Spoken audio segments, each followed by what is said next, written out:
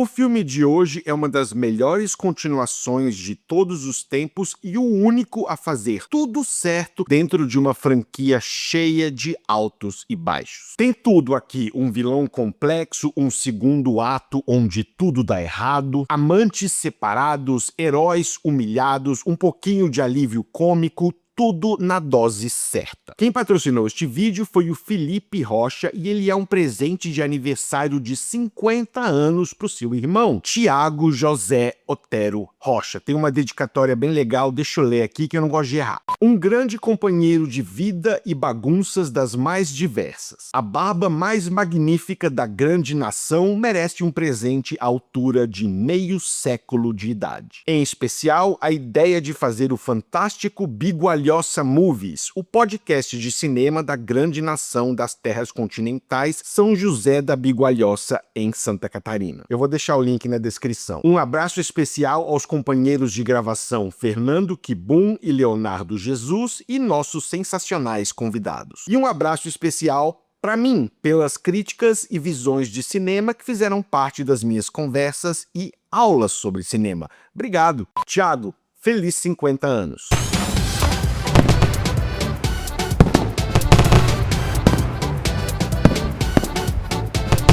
Se você quiser patrocinar um vídeo no canal, é só me mandar um e-mail, eu te mando o Media Kit e a gente conversa, e esta será uma crítica com spoilers. Vamos lá? I know. Vamos lá.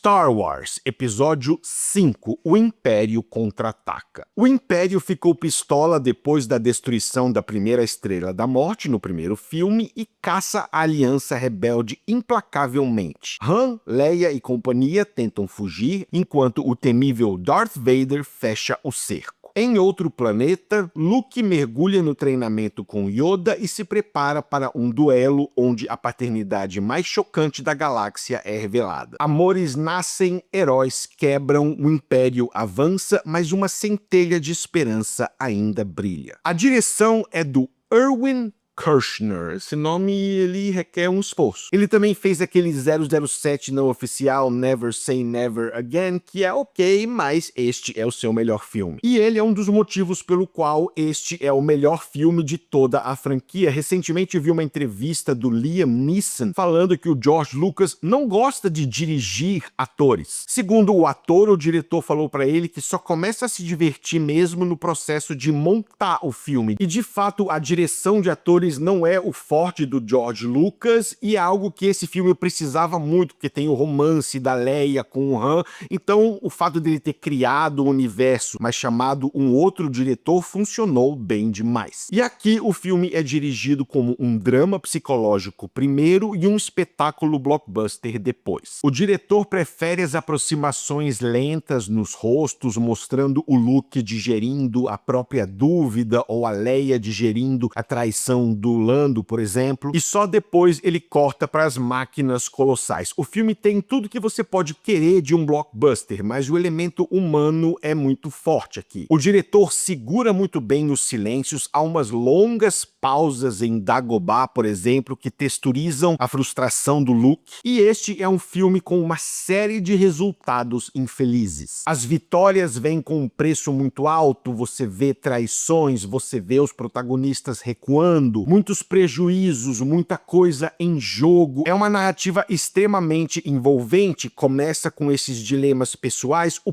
pico do filme é espetacular e depois vem aquela pausa reflexiva. A cinematografia do Peter Suschitzky dá uma paleta diferente para cada bioma do filme. O branco superexposto de Hoth achata a profundidade, fazendo com que os cachorrões pareçam baixos relevos vivos. Dagobah pinga melancolia verde-marrom através de filtros difusores. A Cidade das Nuvens brilha em âmbar art déco contraposto a um azul ciano confortante, e a mistura de preto oleoso e azul esfumaçado cria um espaço negativo onde sabres de luz pintam o ambiente de neon. O design de som também é ótimo, batimentos metálicos, motores engasgados sobrepostos a alarmes distantes, tudo isso vende muito bem a fadiga mecânica, aquelas naves não são top de linha. O design de produção mistura o gelo real da Noruega com miniaturas, os cachorrões são bonecos de mesa movimentados quadro a quadro sobre uma neve feita de sal, e funciona, aquela batalha tem um senso de escopo muito bom, muitas maquetes, stop motion bem feito, bastante tela azul, é uma produção muito mão na massa. O pântano em Dagobah foi todo construído em estúdio, e eu acho aquela atmosfera sensacional, dá pra sentir a umidade, tem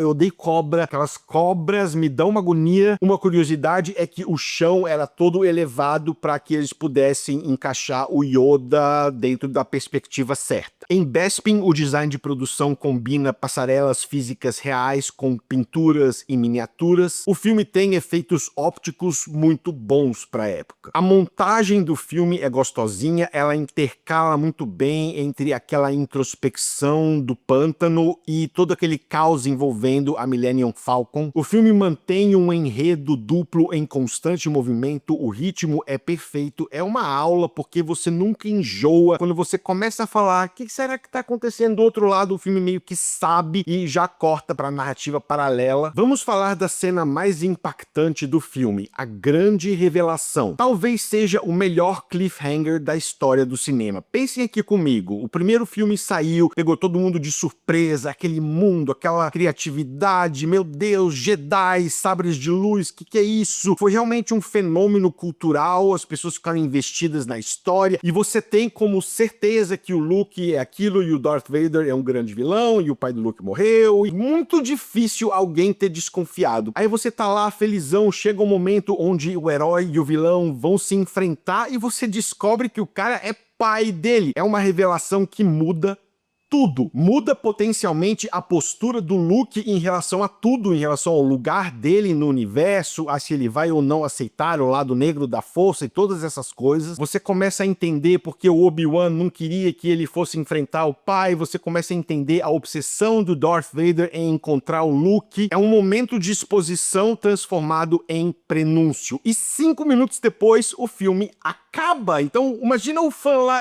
Sem falar que a execução da sequência inteira é muito boa, começando pela luta dos dois, que é muito tensa e muito melhor do que a luta de sabre do filme anterior. A estrutura dos acontecimentos é muito boa, a encenação também, a reação do Luke é ótima e o fator psicológico daquela sequência tá explodindo. É um momento que arranca o conforto narrativo do espectador como poucos outros na história do cinema. E eu gosto muito do que o James Earl Jones faz com a voz aqui, o jeito que ele fala pro Luke. Obi-Wan never told you what happened to your father.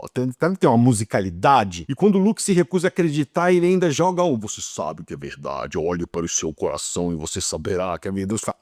Acabou com ele. O roteiro é uma tapeçaria sobre herança, destino e zonas morais cinzentas. Os diálogos economizam na exposição, muita coisa é sugerida já na metade da frase, e a história termina com várias feridas abertas, confiando ao público o incômodo. A trilha sonora do John Williams contrapõe a vilanesca marcha imperial a um tema de amor crescente. A energia entre o Han e a Leia vai mudando a cada encontro, e a música acompanha essas mudanças. Começa com uma clarinete e vai até uma orquestra plena. O Mark Hamill traça o arco do idealismo atrevido à maturidade abalada. Você vê vários momentos onde os olhos dele estão procurando saídas que não estão lá. O personagem está em pânico. É um arco muito bem feito porque ele foi pensado em 3 filmes. No papel ele parece um herói clichê, né? Todo de branco, loirinho, olho claro, aquela velha coisa. E esse filme desconstrói isso com as informações que te passa. E há também o filme que joga o personagem lá embaixo para que ele ele possa ser erguido no filme seguinte. O Harrison Ford tem um timing muito bom nesse filme, eu acho o personagem um pouco agressivo com a Leia. Eu entendo que os dois têm uma energia sexual mal resolvida, mas sei lá, ele bota muito dedo na cara dela, é uma coisa mais afrontosa do que um flerte nas entrelinhas, mas ok, isso só acontece da primeira vez, os dois têm várias cenas juntos e elas vão ficando mais suaves. Nesse filme ele mostra um medo que nunca antes foi verbalizado, é a primeira vez que o malandro se deu mal. A Carrie Fisher equilibra bem comando e vulnerabilidade, até o tom de voz dela muda dependendo do contexto. Cada suspiro dela parece uma mistura de plano de batalha com afeto contido. O Billy Dee Williams faz o Lando. Eu tive raiva do Lando durante muito tempo, mas justiça seja dita aqui, ele não tinha muita escolha. O personagem sobrepõe a educação de um anfitrião com um olhar inquieto indicando a traição, mas ele se redime com uma energia urgente e cheia de remorso. Ele consegue redefinir o personagem no final. O Darth Vader continua sendo um vilão formidável, continua imponente, continua assustador, mas aqui ganha um pouco de humanidade, começa com aquela cena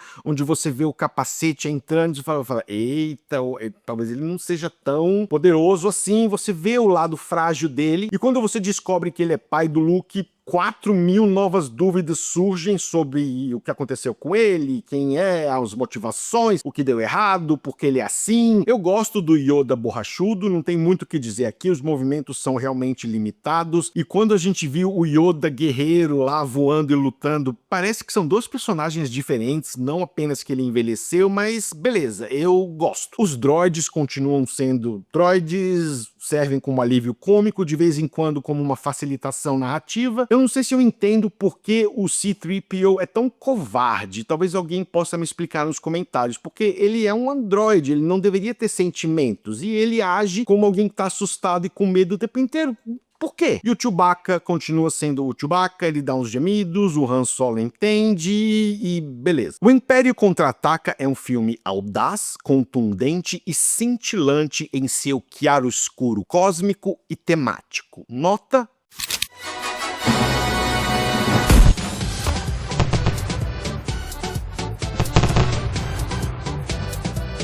Felipe, obrigado pelo patrocínio. Thiago, feliz aniversário mais uma vez. É isso, pessoal. Um abraço e até a próxima.